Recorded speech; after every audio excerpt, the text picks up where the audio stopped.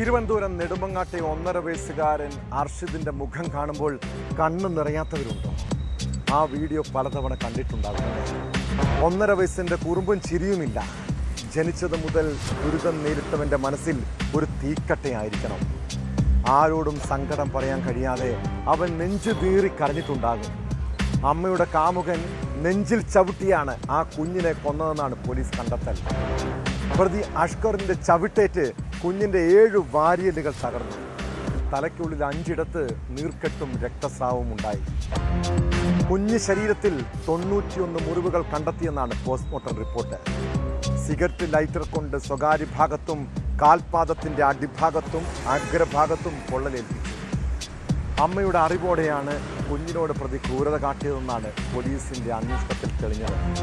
അതേസമയം കുട്ടിയുടെ കൈ ഒടിഞ്ഞതിൽ അവ്യക്തത തുടരുകയാണ്.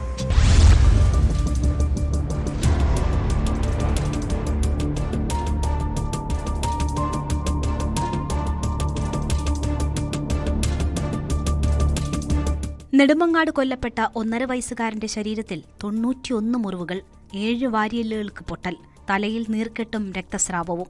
പോസ്റ്റ്മോർട്ടം റിപ്പോർട്ടിൽ ഞെട്ടിപ്പിക്കുന്ന വിവരങ്ങളാണുള്ളത്. നേരത്തെ പോലീസ് നടത്തിയ ഇൻക്വസ്റ്റിൽ 51 മുറിവുകളെന്നാണ് രേഖപ്പെടുത്തിയിരുന്നത്.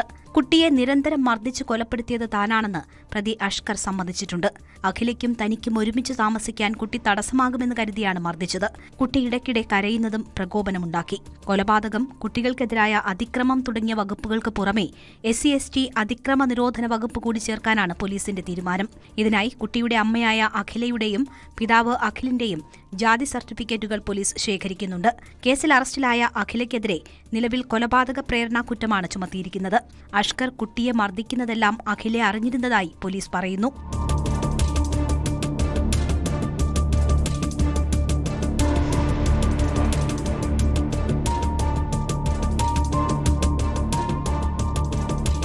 ചോറ് കൊടുക്കുന്നതിനിടെ കുഞ്ഞു കരഞ്ഞപ്പോൾ തല ഭിത്തിയിലിടിപ്പിച്ചുവെന്നും ഇതോടെ കുഞ്ഞിന്റെ ബോധം നഷ്ടമായെന്നും പ്രതി നേരത്തെ പോലീസിനോട് വെളിപ്പെടുത്തിയിട്ടുണ്ട്.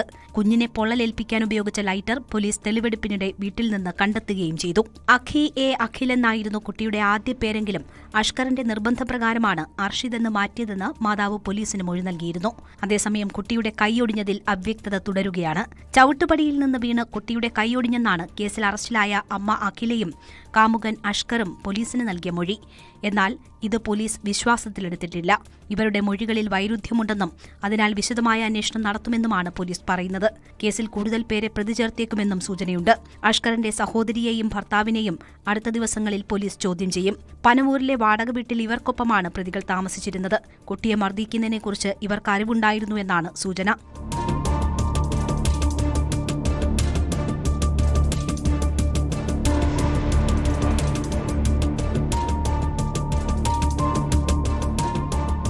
ന്യൂസ് 18 തിരുവനന്തപുരം. കൂടുതൽ വാർത്തകൾക്ക് news 18 Keralam YouTube channel subscribe ചെയ്യുക.